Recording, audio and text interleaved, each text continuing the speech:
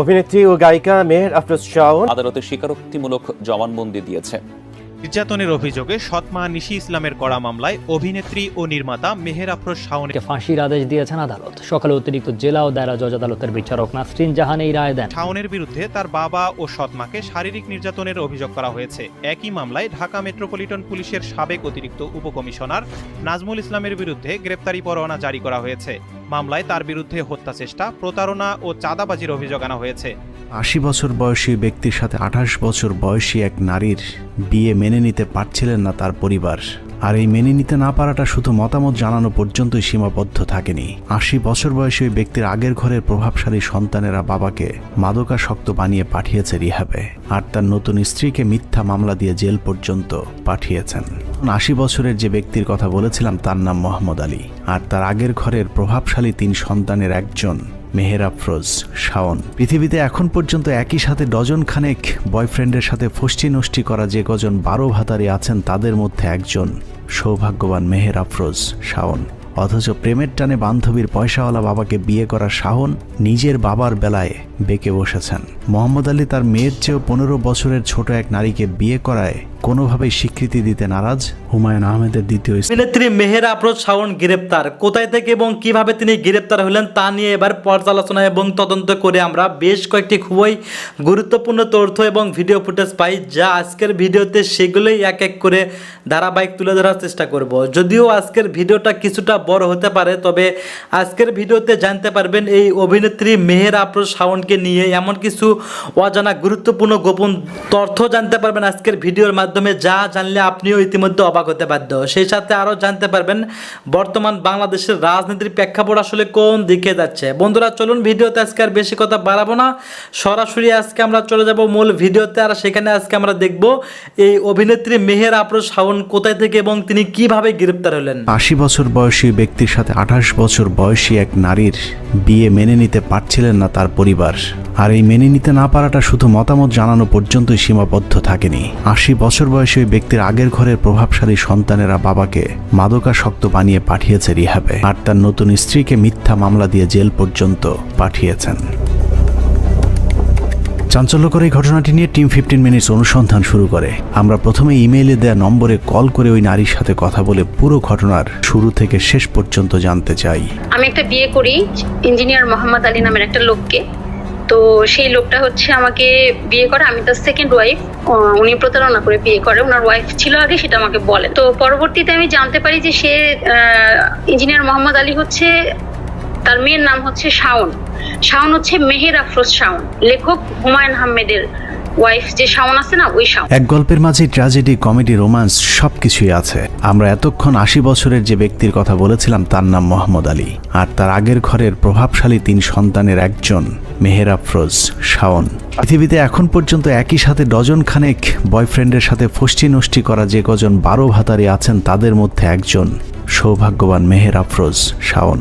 অথচ প্রেমের টানে বান্ধবীর পয়সাওয়ালা বাবাকে বিয়ে করা শাওন নিজের বাবার বেলায় বেঁকে বসেছেন। মোহাম্মদ আলী তার মেয়ের চেয়েও 15 বছরের ছোট এক নারীকে বিয়ে করায় কোনোভাবেই স্বীকৃতি দিতে নারাজ হুমায়ুন আহমেদের দ্বিতীয় স্ত্রী শাওন। কিন্তু বাবা মোহাম্মদ আলীও নাছোড় বান্দা। চুপি চুপি চলতে থাকে প্রেম সংসার।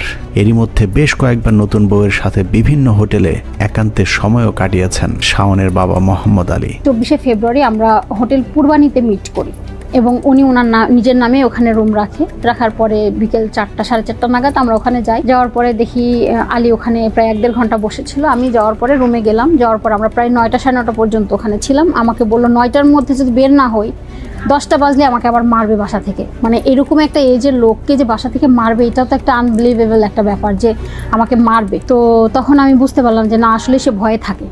কিন্তু খুব বেশি দিন লুকিয়ে তাদের এই বিয়ের সম্পর্ক গোপন রাখা সম্ভব হয়নি।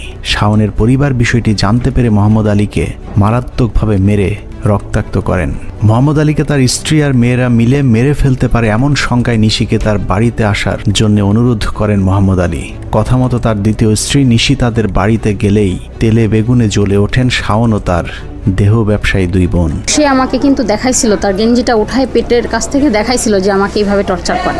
মোহাম্মদ আলী বাড়ি থেকে বেরিয়ে গেলে সব সম্পত্তি তাদের হাতছাড়া হয়ে যাবে এমন আশঙ্কায় 2024 সালের এপ্রিলের 1 তারিখে শাওন তার বাবাকে মাদকাসক্ত সাজিয়ে জোর করে উত্তরার একটি রিহ্যাব সেন্টারে ভর্তি করা। 2024 সালের 1 এপ্রিল রিহ্যাবে পাঠানোর দিন মোহাম্মদ আলীর সাথে নিশির সব শেষ কথা হয়। রিহ্যাবে নেয়ার পর তার উপর কিভাবে নির্যাতন চালানো হয়েছিল তার কিছু রেকর্ডও নিশি তার ফোনে রেকর্ড করেছিলেন। তবে নির্যাতন শুরুর এক পর্যায়ে মোহাম্মদ আলীর মোবাইল, মানিব্যাগ সহ সবকিছু নিয়ে নিলে তার সাথে আর যোগাযোগ করতে পারেনি নিশি ইসলাম। রিহ্যাবে ভর্তির পর মোহাম্মদ আলীর সাথে যোগাযোগ বন্ধ হয়ে গেলে উত্তরার ওই রিহ্যাব সেন্টারটিতে গিয়ে নানাভাবে স্বামীকে উদ্ধারের চেষ্টা করেছিলেন নিশি, কিন্তু কোনোভাবেই তার স্বামীর সাথে আর দেখা করতে পারেননি। টাকাটা মানে ঢোকার আগে এবং পরে এটাতে তালা মেরে দেন, তাই না? হ্যাঁ, তালা দেওয়া বাইরে আচ্ছা, এটা কখনোই ওপেন থাকে না, এটা কখনোই ওপেন থাকে না। রিহ্যাবে আছে কিনা নিশ্চিত হতে না পেরে তার স্বামীর খোঁজে শাওনদের বাড়িতে পর্যন্ত গিয়েছিলেন নিশি ইসলাম, কিন্তু ঝুঁকি নিয়ে শাওনদের বাড়িতে গেলে তার উপর শারীরিক নির্যাতন চালায় শাওন এবং তাদের বাড়ির দারোয়ান শরীফ।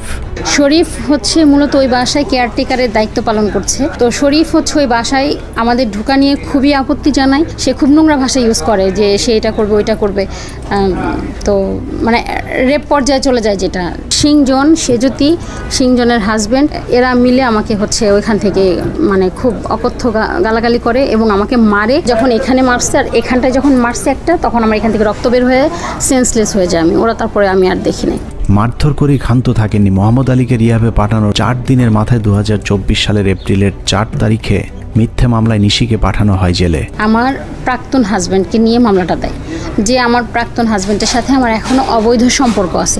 এই মিথ্যা মামলাটা শাওন নিজেই দিছে এবং নিজে ইচ্ছা করে মিথ্যা কথাটা লিখছে। এই মিথ্যা মামলা পুরো সাজানো এবং কাল্পনিক। ফেব্রুয়ারিতে বিয়ে হয়, মার্চ মাসের 29 তারিখে কুরিয়ারে আমার বাসায় একটা শাড়ি আসে। ওই শাড়িটা আলী পাঠাইছে। আর প্রথম গিফটটা সে দেয় হচ্ছে তার হাতের থেকে একটা ঘড়ি খুলে 3টা গিফট আলী আমাকে দেয়। শাওনের হাত কতদূর পর্যন্ত লম্বা ছিল সেটা তৎকালীন বাড্ডা থানার ভারপ্রাপ্ত কর্মকর্তা ইয়াসিন গাজী কিছুটা টের পেয়েছিলেন। শাওনের কথা মতো নিশি আক্তারকে শায়েস্তা করতে তৎকালীন ডিবি প্রধান হারুন, সিটিটিসি প্রধান Asaduzzaman, ADC Nazmul, DMP commissioner সহ পুলিশের বেশ কয়েকজন ঊর্ধ্বতন কর্মকর্তা ওসিকে ফোন করে মামলা নেয়ার জন্য চাপ দিয়েছিলেন। এখানেই শেষ নয়, শাওনের প্রতি ডিবি হারুন এতটাই সন্তুষ্ট ছিল যে বাড্ডা থানা মামলা নেয়ার আগেই নিশিকে তার বাড়ি থেকে তুলে নিয়ে বাড্ডা থানায় দিয়ে আসেন পুলিশ।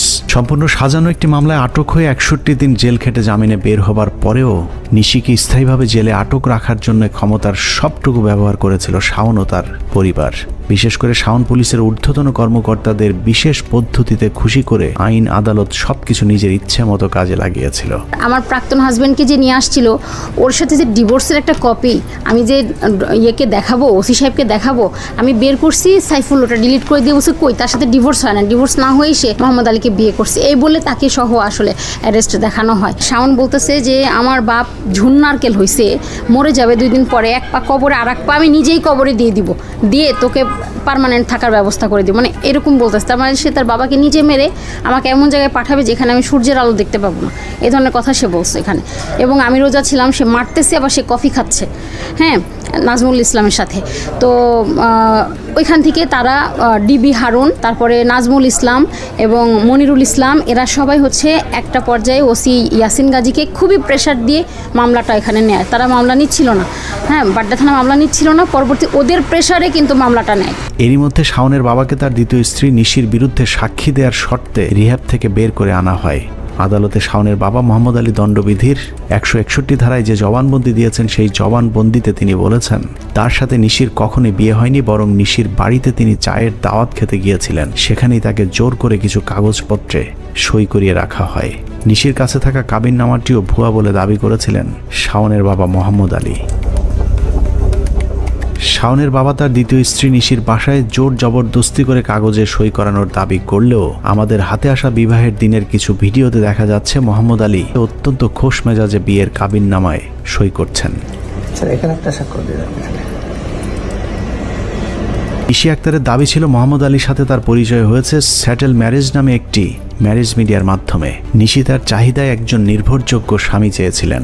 অন্যদিকে ওই ম্যারেজ মিডিয়ার কাছে শাওনের বাবার চাহিদা ছিল অল্প বয়সী একজন সুন্দরী নারী। শাওনের বাবা ম্যারেজ মিডিয়াকে বয়সের শর্ত জুড়ে দিলেও নিশি আক্তারের পক্ষ থেকে বয়সের কোনো শর্ত ছিল না। যে কারণে প্রতিষ্ঠানটি নির্দিষ্ট ফি নিয়ে তাদের দুজনের মধ্যে পরিচয় করিয়ে দেয়। অথচ নিশির বিরুদ্ধে করা মামলায় বলা হয়েছে শাওনের বাবার সাথে তার প্রথম পরিচয় হয়েছিল একটি গ্যাস পাম্পে। যদিও স্যাটেল ম্যারেজ কর্তৃপক্ষ আমাদেরকে জানিয়েছে তাদের প্রতিষ্ঠানটির মাধ্যমেই নিশির সাথে মোহাম্মদ আলীর প্রথম পরিচয় এবং সাক্ষাৎ হয়। ওনার ওয়াইফ নাই বলতে একটা প্রসেসে সমস্যা আর কি, উনি বিয়ে শাদী করবে, শেষ বয়সে ওনার পাশের বন্ধু দরকার, ওনার ওয়াইফটাই আছে ক্লিয়ার করে নাই। তখন আমি হয়তো আমি একটা ওনাকে মেয়ের পরিচয় করেছি, মানে পরিচয় মানে রেস্টুরেন্টে বসে কথা বলে। মোহাম্মদ আলী তার জবানবন্দিতে বলেছেন, বাড্ডায় শাওনের বাবার মালিকানাধীন পাম্পে নিশির সাথে তার প্রথম সাক্ষাৎ হয়েছে। নিশি ওই পাম্পে গিয়ে বাথরুম ব্যবহার করতে চাইলে নিশিকে ভিআইপি একটি বাথরুম ব্যবহারের সুযোগ করে দিয়েছিল মোহাম্মদ আলী। কিন্তু আমাদের অনুসন্ধানে সরেজমিনে গিয়ে দেখা যায় মোহাম্মদ আলী তাদের মালিকানাধীন যে পাম্পে ভিআইপি বাথরুম ব্যবহার করতে দেওয়ার দাবি করেছেন সেখানে আসলে তেমন কোনো বাথরুমই নেই। মোহাম্মদ আলী তার জবানবন্দিতে জোর করে বিয়ের দাবি করলেও বিয়ের পর বেশ কয়েকবার তারা একান্তে সময় কাটিয়েছেন।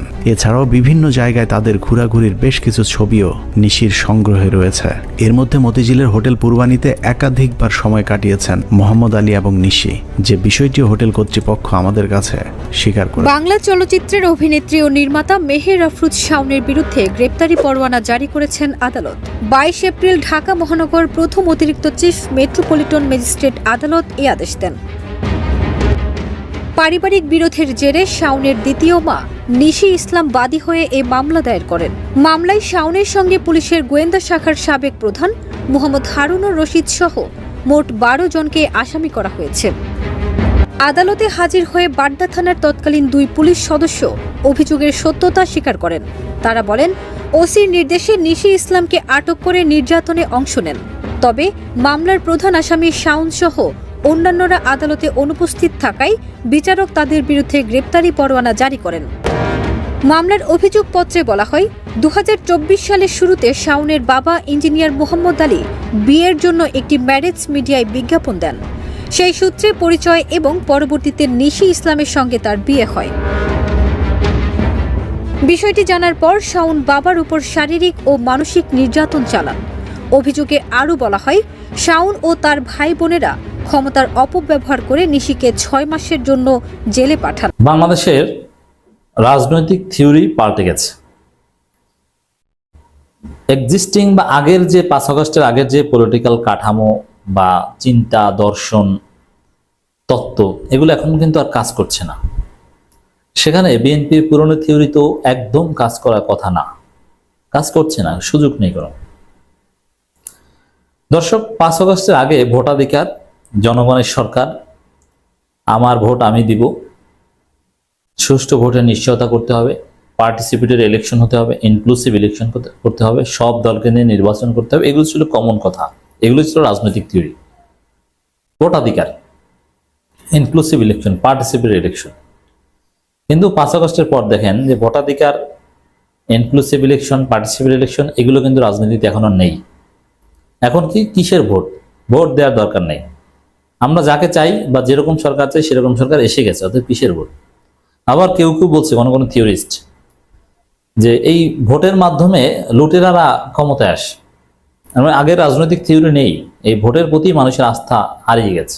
কারণ আছে, বাংলাদেশে ভোট মানেই জালিয়াতি, বিএনপি মানে ভোট জালিয়াতি, বিএনপি মানে তত্ত্বাবধায়ক সরকার ব্যবস্থা বিকৃত করে, 111 রাস্তা তৈরি করে দেওয়া, বিএনপি মানে ভুয়া ভোটার তালিকা তৈরি করা, বিএনপি মানে মাগুরার উপনির্বাচন, আর আওয়ামী লীগ মানে তো রাতের ভোট, ভোটার বিহীন নির্বাচন, দামি নির্বাচন, তা তো জানেনি। যার ফলে 5 আগস্টের পরে ভোট ব্যবস্থার প্রতি মানুষের আগ্রহ কমে গেছে। আগ্রহ নেই, কিসের ভোট? দরকার নাই ভোট, ডক্টর ইউনূস চালাক, এটা থিওরি, মানুষের মাইন্ডসেট আপ এটা। এমনকি রাজনৈতিক দলগুলো ভোট, ভোটাধিকার, ইনক্লুসিভ ইলেকশন এগুলো না, এখন বরং অমুককে বাদ দিয়ে ইলেকশন, অমুককে রাখা যাবে না সেই আলাপ। ইনক্লুসিভ ইলেকশন, পার্টিসিপেটরি ইলেকশন এই কথাগুলো নেই, বরং আওয়ামী লীগকে বাদ দাও, আওয়ামী লীগের দোসরদের বাদ দাও, সেই হিসাব চলে আসছে। তাহলে স্পষ্টত বোঝা গেছে যে বাংলাদেশে 5 আগস্টের পূর্ববর্তী রাজনৈতিক থিওরি আর 5 আগস্টের পরের রাজনৈতিক থিওরি এক না। ভোট, নির্বাচন, ভোটাধিকার এই সম্পর্কে মানুষের দৃষ্টিভঙ্গি, এমনকি রাজনৈতিক দলগুলোর দৃষ্টিভঙ্গিও পাল্টে গেছে। যে আমি ভোটারদের মন জয় করব, তার আগে তো আমাকে রাজনীতিতে টিকে থাকতে হবে, ভোটে দাঁড়ানোর আগে নতুন বন্দোবস্তে আমাকে টিকে থাকতে হবে। এই জন্য রাজনৈতিক দলগুলোর কাছেও এখন ভোটে জেতাটাই মুখ্য বিষয় না, কারণ ভোটে দাঁড়াতে হলে আগে নতুন বন্দোবস্তে আপনাকে পাশ করতে হবে। তো এই জায়গায় বিএনপির চিন্তা ভাবনা সব পুরনো, নতুন বন্দোবস্তের সাথে খাপ খাওয়ানোর কোনো চিন্তা নেই, যার ফলে বিএনপির রাজনৈতিক থিওরি একদম কাজ করছে না, একটু কাজ করছে না। বিএনপি এখনো আছে সেই পুরনো বস্তা পচা 31 দফা নিয়ে। দেখেন 31 দফা এটা পুরনো বস্তা পচা কেন? 31 দফাটা ছিল 5 আগস্টের অনেক আগে। 31 দফা ছিল হাসিনার বিরুদ্ধে। 31 দফার বাস্তবতাটা ছিল আওয়ামী লীগকে মহাপরাক্রমশালী ধরে নিয়ে। এখন সে আওয়ামী লীগ নেই, সে 5 আগস্টের আগের বাস্তবতা নেই, তাহলে আপনি এখনো 31 দফা নিয়ে এসেছেন কেন? এর মানে ওই 31 দফা এখন আর চলে না, ওটা ডেট, ওটা বস্তা পচা, ওটা পচে গিয়েছে, অপ্রাসঙ্গিক হয়ে গেছে। আর সবচেয়ে বড় বিষয় হচ্ছে দেখেন আগামী দিনের রাজনীতি হবে, দেখেন রাজনীতিতে কিছু কিছু ডিমার্কেশন আছে। যেমন 1971-এর বিরোধিতা করে বাংলাদেশে কেউ রাজনীতি করতে পারেনি, পারবে না। এই জন্য জামাত ইসলামীও দেখেছেন যে 71 সালের পর তারা কখনো 71 বিরোধী হিসেবে নিজেদেরকে প্রেজেন্ট করে নাই। সবসময় বাংলাদেশের পক্ষের শক্তি। 71-এর গোলাম আজম বলতেন যে রাজনৈতিক সিদ্ধান্ত ভুল, তাই না? অপরাধ করেনি, কিন্তু রাজনৈতিক ভুল সিদ্ধান্ত। তো জামাতের অফিসিয়াল স্ট্যান্স ব্যক্তিগতভাবে দু একজনে যায় বলুক, 71-এর বিরুদ্ধে জামাত 1971 সালের 16 ডিসেম্বরের পর 1 সেকেন্ডের জন্য দাঁড়ায়নি। এর মানে 71 বিরোধী হয়ে রাজনীতি করা বাংলাদেশে সম্ভব নয়।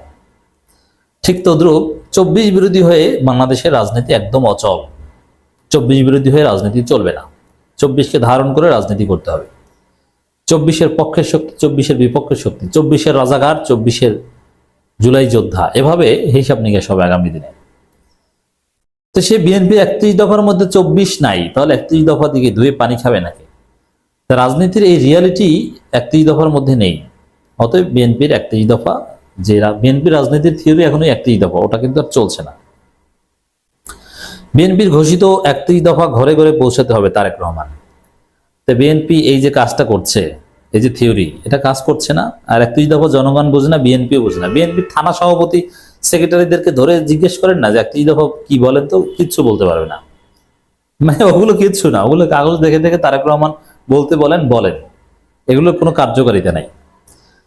এই জন্য 31 দফাকে কিচ্ছু মনে করবেন না দর্শক, ওটা হাবিজাবি, অপ্রাসঙ্গিক। কারণ 31 দফার মধ্যে 24 নেই। দেখেন 1971 সালের 16 ডিসেম্বরের পর যদি কেউ বলতো পাকিস্তান জিন্দাবাদ, তাহলে বিষয়টা কেমন লাগতো? অনেকটা এরকম, হুবহু না যে 5 আগস্টের পর বিএনপি 31 দফা নিয়ে এসেছে, 31 দফার মধ্যে 24-এর স্বাধীনতার কথা নেই। এর মানে বিএনপি 24 বিরোধী, পাকিস্তান জিন্দাবাদ স্লোগান দেওয়ার মতো।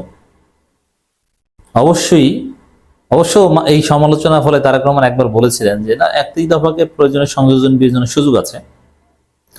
তা আমরা যদি বিএনপির 31 দফার যে অকার্যকারিতা, এগুলো জোরালোভাবে প্রচার করতে পারি, বলতে পারি, তাহলে আমি বিশ্বাস করি যে বিএনপি 31 দফার মধ্যে 24-কে ঢোকাতে বাধ্য হবে। বিএনপি ভারপ্রাপ্ত চেয়ারম্যান তারেক রহমান বলেছেন, রাষ্ট্র কাঠামো মেরামতের 31 দফা প্রতিটি ঘরে ঘরে পৌঁছাতে হবে। এই দায়িত্ব নিতে হবে জেলা উপজেলা বিএনপি নেতাকর্মীদের। কখনো এটা সম্ভব হবে না, এটা কাজ করবে না। কারণ 31 দফাটা বাংলাদেশের বর্তমান থিওরির সাথেই যায় না, এর সংযোজন বিয়োজন করতে হবে। তারেক রহমান বলেন, আমরা সুযোগ পেলে জনগণের সমর্থন নিয়ে সরকার গঠনে সক্ষম হলে 31 দফা বাস্তবায়ন করব। কেননা আমরা দেশের 20 কোটি মানুষের সঙ্গে কমিটমেন্ট করেছি। নেতাকর্মীদের উদ্দেশ্যে তিনি বলেন, আমাদের সফলতা অর্জন করতে হলে এখন অনেক পরিশ্রম করতে হবে। আপনাদেরকে অদৃশ্য শক্তির বিরুদ্ধে যুদ্ধ করতে হবে। যে কোনো মূল্যে আমাদের ঐক্যবদ্ধ হতে হবে। যারা সব ঠিক আছে, ঐক্যবদ্ধ হন, সবকিছু করেন, কিন্তু মূল সমস্যা হচ্ছে 31 দফাকে নিয়ে আপনি আগাতে পারবেন না। এটা 16 ডিসেম্বরের পর পাকিস্তান জিন্দাবাদ বলার মতো, এগুলোর কোনো কার্যকারিতা থাকবে না। অতএব সময় থাকতে 31 দফা সংশোধন করে 24-এর উপযোগী করে গড়ে তুলুন। শামসুজ্জামান দুদু বলেন, 31 দফা বিএনপির একার দফা না। বিএনপি কি করবে ক্ষমতায় গেলে, সে প্রস্তাবগুলো 31 দফা বিস্তারিত আছে। সংস্কার প্রশ্ন বাংলাদেশে এগিয়ে নেওয়ার জন্য 31 দফা বিএনপির একার না, ওটা কারোই না, ওটা এখন বিএনপির লোকজনই ধারণ করে না। অতএব বিএনপি ভুল থিওরিতে রাজনীতি করছে, এই দফা চলবে না। সংযোজন করুন, বিয়োজন করুন। এখানে বিএনপি একটা ঝুঁকি নিয়েছে এবং এই ঝুঁকিটা আরো কয়েক মাস তারা নিতে থাকবে। তারা মূলত 24কে ভুলিয়ে দিতে চাইছে, ভুলিয়ে দিতে চাইবে। 24 কিছু না, ওটা একটা সিম্পল আন্দোলন ছিল। অতএব এটাকে ভিত্তি করে রাজনীতির কোনো ডিমার্কেশন তৈরি হতে পারে না। বিএনপির চিন্তা দর্শন থিওরি হচ্ছে এটা। এই জন্যে বিএনপি একটি দফা জিকির করবে যার সাথে 24-এর সম্পর্ক নেই। তবে বিএনপি যখন কয়েক মাস পর দেখবে যে না, জুলাই চার্টার হয়ে গেলেই বিএনপি বুঝবে যে না, আগামী দিনের রাজনীতি তো ওই 71 যেরকম একটা ডিমার্কেশন, 24 এরকম একটা ডিমার্কেশন। জুলাই চার্টারটা যখন হয়ে যাবে, বিএনপি যখন সই করবে, তারপর দেখবেন যে বিএনপি একটি দফা সংশোধন করছে। কিন্তু তার আগ পর্যন্ত বিএনপি চাইবে জনগণের মানুষপর থেকে 24-এর বিপ্লবকে ভুলিয়ে দেয়া, জাস্ট 71 নিয়ে পড়ে থাকা। কিন্তু বিএনপি সেটা পারবে না। জুলাই সনদ হলেই বিএনপি চুপসে যাবে। আসসালামু আলাইকুম রহমতুল্লাহি ওয়া বারাকাতুহু। সম্মানিত দর্শক, ভারত বাংলাদেশ সীমান্তে, আমাদের অংশে অর্থাৎ আমাদের সীমান্তে এমন কিছু ঘটনা ঘটছে যা কিনা আশা জাগানিয়া। একটা দেশত্ববোধ তৈরি হয়ে গেছে, একটি আত্মবিশ্বাস তৈরি হয়ে গেছে, সাহস সঞ্চিত হয়ে গেছে। এবং আমরা বিমান আক্রমণ বলেন, ভারতের সাথে যুদ্ধ বলেন, এটা অনেক পরের ব্যাপার। কিন্তু আমাদের সীমান্তে বিএসএফ বনাম বিজিবির যে মুখোমুখি অবস্থান স্বাধীনতার পর থেকে, তো সেক্ষেত্রে আমাদের বিডিআরদের যে একটা গৌরবোজ্জ্বল ভূমিকা ছিল, আমাদের সেনাবাহিনীর যে একটা গৌরবোজ্জ্বল ভূমিকা ছিল, সেটি এই ইউনূস জমানাতে ফিরে এসেছে, এতে কোনো সন্দেহ নেই। এজন্য আপনি বর্তমান যারা বিজিবির কর্মকর্তা রয়েছেন তাদেরকে দায়ী করতে পারেন, বর্তমান যিনি রয়েছেন সেনাপ্রধান জেনারেল ওয়াকারুজ্জামান তাকে দায়ী করতে পারেন, বর্তমানে যিনি প্রধান উপদেষ্টা রয়েছেন তাকে ধন্যবাদ দিতে পারেন, তার সঙ্গে সঙ্গে অন্যান্য যারা রয়েছেন তার সহকর্মী ধন্যবাদ দিতে পারেন, এবং এটা আমাদের দিতেই হবে। এর কারণ হলো আওয়ামী লীগ জমানাতে দুটো ঘটনা। একটা হলো পিলখানা হত্যাকাণ্ড, এটি আমাদের 18 কোটি মানুষকে কাঁদিয়েছে, আমাদের ব্যাকবোন ভেঙে দিয়েছে। বিডিআরের সঙ্গে পিলখানার সঙ্গে আমার আত্মিক সম্পর্ক। আমি যখন ঢাকা কলেজে পড়ি ইন্টারমিডিয়েট, তখন প্রায় 1 বছর আমি ওই পিলখানার ভিতরে ছিলাম। আমার ফুপা চাকরি করতেন, তার বাসায় দীর্ঘদিন ছিলাম। তো সেই সুবাদে সেখানের ডিজি থেকে শুরু করে কর্মকর্তা, সাধারণ সৈনিক, অসংখ্য মানুষের সঙ্গে আমার সম্পর্ক ছিল। খেলাধুলা করেছি, বন্ধুবান্ধব, অসংখ্য বন্ধুবান্ধব বিডিআরের মধ্যে ছিল। এবং তখন বিডিআরের ভেতরের যে পরিবেশ, পিলখানার যে পরিবেশ, অত সুন্দর পরিবেশ ঢাকা ক্যান্টনমেন্টও ছিল না, অন্য কোনো ক্যান্টনমেন্টও ছিল না।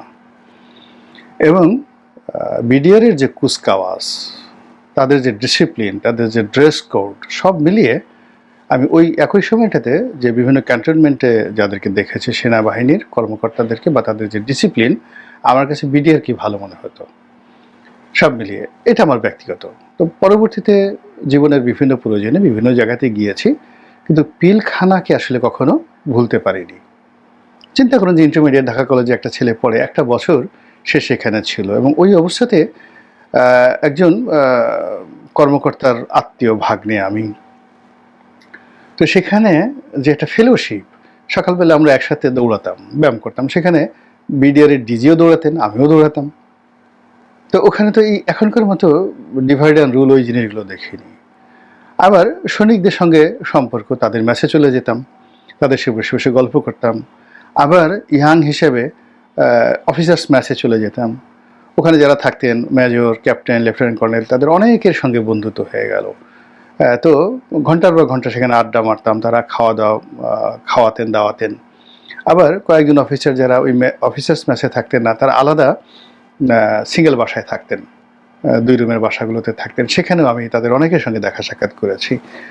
ফলে এদেরকে নিয়ে আমার একটা ভীষণ রকম আবেগ কাজ করেছে। পরবর্তীতে আমার যে বাসাটা ধানমন্ডির একেবারে বিডিআরের লেকের পাড়ে। তো যখন বিডিআর মিউটিনিটা হলো, তখন আমি যেটা দেখেছি নিজের চোখে, এবং ওই সময়টাতে প্রধানমন্ত্রীর কার্যালয়ে যেদিন এই ঘটনা ঘটলো, আমি সকাল 11টা থেকে একেবারে বিকাল 4টা পর্যন্ত ছিলাম। ফলে অনেক কিছু আমি দেখেছি, যার জন্য আমার বুকটা কিন্তু ভেঙে গেছে। এবং পরবর্তীতে নতুন বিজিবি হয়েছে, নতুন পোশাক হয়েছে, এবং আওয়ামী জমানাতে যেভাবে আমাদের এই বাহিনীটি অপমানিত হয়েছে, লাঞ্ছিত হয়েছে, এটা আমি কখনোই মেনে নিতে পারিনি। ফলে আমার লেখনীতে, সেই আমার বক্তব্যে সবসময় আমি বিডিআরকে আপহোল্ড করার চেষ্টা করেছি, এবং আমি বলার চেষ্টা করেছি যে এখনও যদি বিজিবি দাঁড়ায়, ভারত পারবে না, কখনো পারবে না। এর কারণ হলো তাদের ভারতীয় যে সীমান্তরক্ষী বাহিনী বিজিবি মানে বিএসএফ, সেখানে বহু ধর্ম মতের আঞ্চলিকতার লোক সেখানে আছে।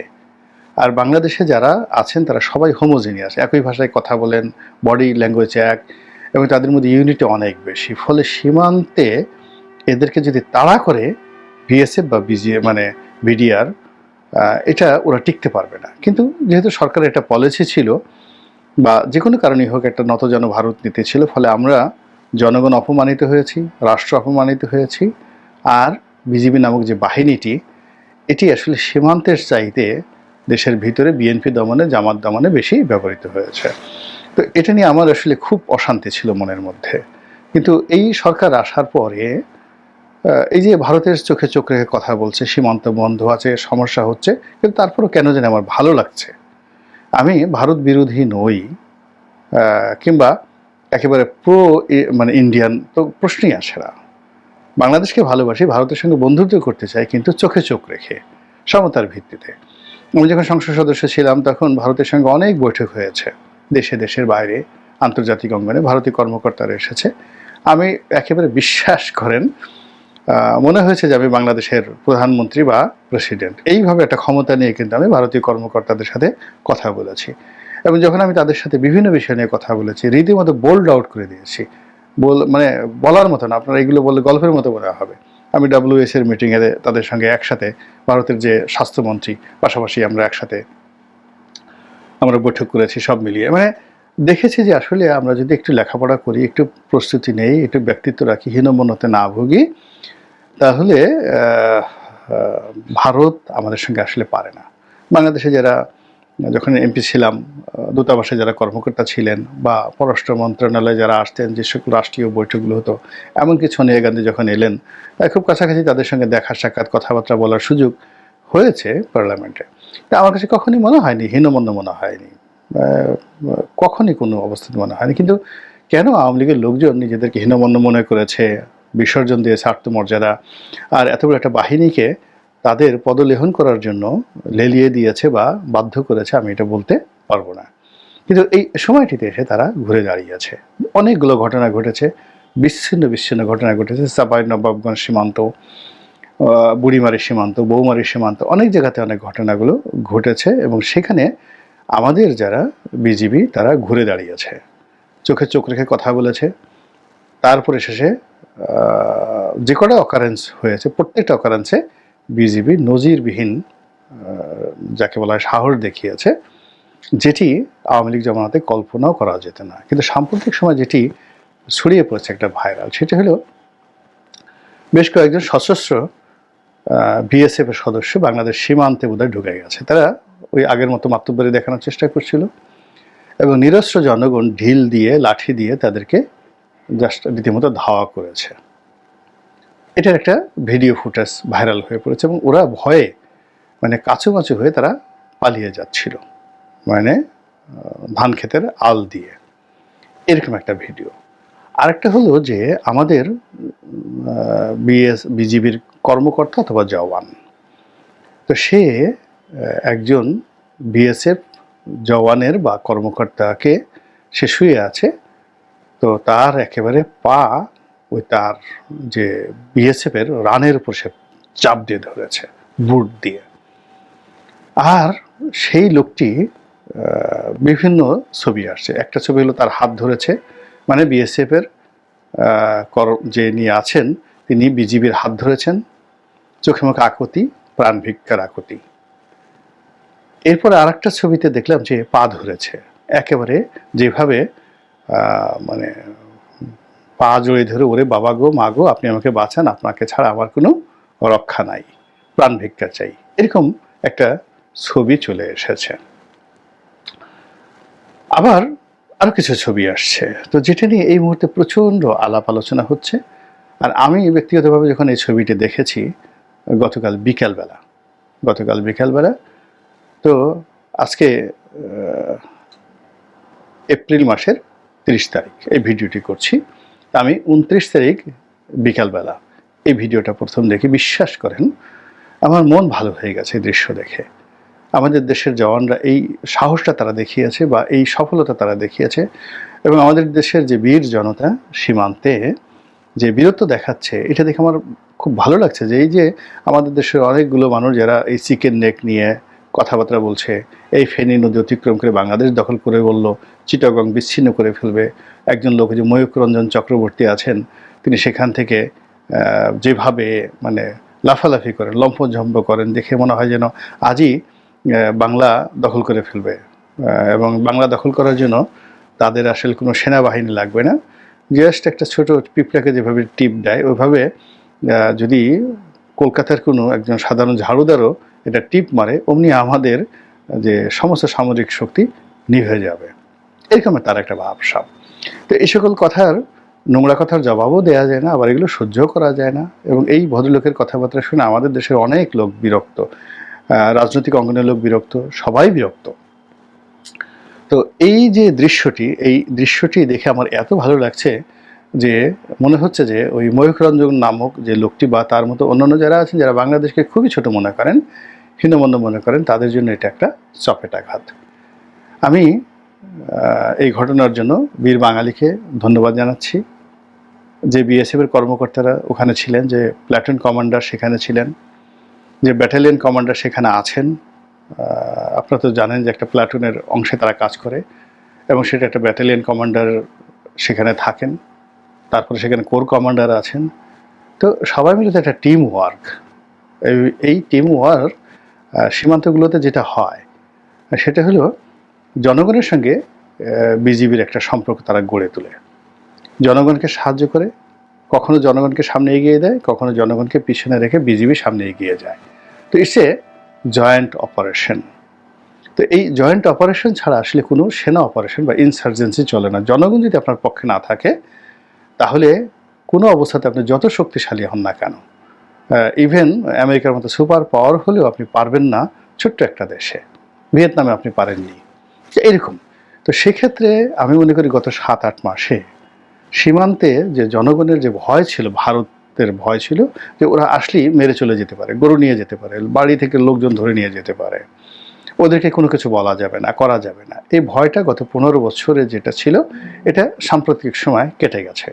বাংলাদেশের জনগণ এখন ওদেরকে দেখে ভয় পায় না, ভীষণ রকম একটা পরিবর্তন। 2 নম্বর হলো ভয়টিকে এটি জয়ে পরিণত হয়েছে। অর্থাৎ এই যে বিএসএফের সশস্ত্র লোক, অর্থাৎ তারা যে কজন লোক আমি দেখলাম, হাইয়েস্ট 50 থেকে 60 জন লোক, এবং ওরা 10-12 জন ছিল। ওদের হাতে যে অস্ত্র ছিল, শঙ্কর মেশিন গান ছিল, এই 50 জন লোককে তারা যদি ব্রাশ ফায়ারে মেরে ফেলতো, মূলত তাদেরকে কিন্তু কোথাও জবাবদিহি করতে হতো না ভারতের। কিন্তু জনগণের মধ্যে যে ক্ষোভ, সাহস, এটা ওদের মোরাল যে শক্তি, বিএসএফের মোরাল শক্তিটাকে একদম শেষ করে দিয়েছে। এবং এখন যেহেতু চীন সীমান্তের সমস্যা, তারপরে পাকিস্তান সীমান্তের সমস্যা, তারা বাংলাদেশে এই সমস্যাটা ঝুঁকি নিতে চাচ্ছে না। এবং ওটাই বাংলাদেশের যে মানুষের যে গত 15 বছরের অবদমিত ভীত সন্ত্রস্ত অবস্থা, ওটাকে সাহসে পরিণত করেছে। এরপরে জনগণ যখন এখানে সফল হয়েছে, তাকে ব্যাকবোন হিসেবে সেখানে বিএসএফ বিজিবি এগিয়ে এসেছে এবং বিএসএফকে তাড়া করেছে। এবং ধন্যবাদ প্রিয় দর্শকবৃন্দ, আমাদের ফুল ভিডিওটি দেখার জন্য আপনাকে জানাই অসংখ্য ধন্যবাদ।